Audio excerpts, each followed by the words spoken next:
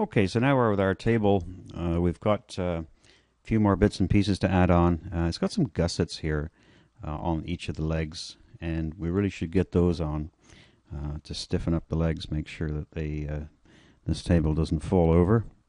But it's going to be pretty strong, that's for sure. So we're going to show you how to do things here when you're adding things to take advantage of features that you've added later on.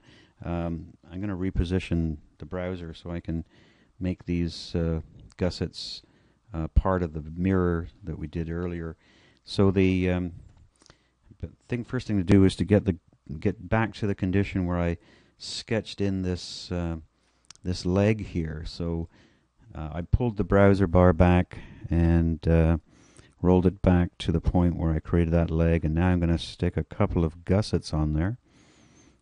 There's many different ways I could do gussets, and perhaps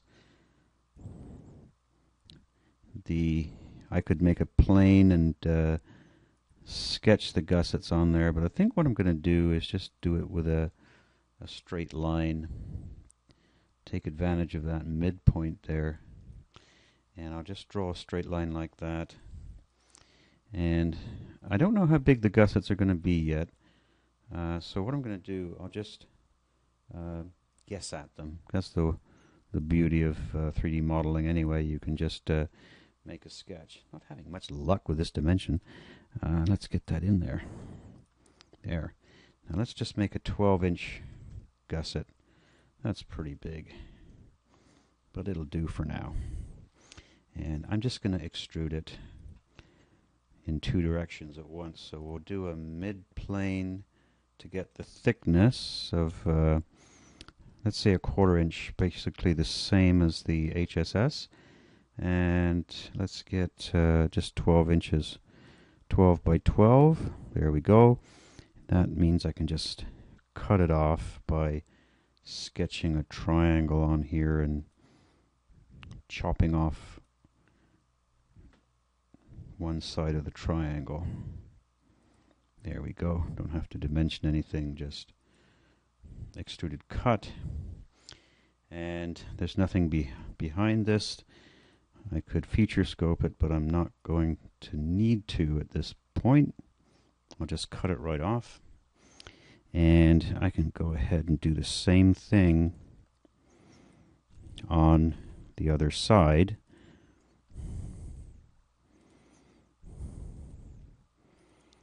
And what we'll do is we'll identify it in the cut list that these are both the same size. And I could actually line up this point with the bottom of the other gusset to get the length the same, or I could just actually make the two lines the same length here. So I just pick the length of this one to be equal to the length of the first one, and we're going to extrude mid-plane this one in two directions. So here we have a mid-plane, and it's hard sometimes to tell if you've got the right orientation, but I think I've got it there. It's still 12 inches, it remembers from the last one, so I can just bang it in. And we can go ahead and just cut that one to shape just like we did the other. Just twist it around a little bit there so I can reach everything, sketch on that plane, and let's get this thing. Hopefully we pick up all the right points here, and everything goes where it should. There we go. And we'll just extrude cut through that. And chop that one off, and now we should have two gussets. There we go. That's good. Now, what we'll do is we'll pull back the rollback bar down to the bottom, get down to those mirrors. The first mirror here, edit, and I think what I'll do is I'll add in this gusset and that gusset, so that takes care of those two.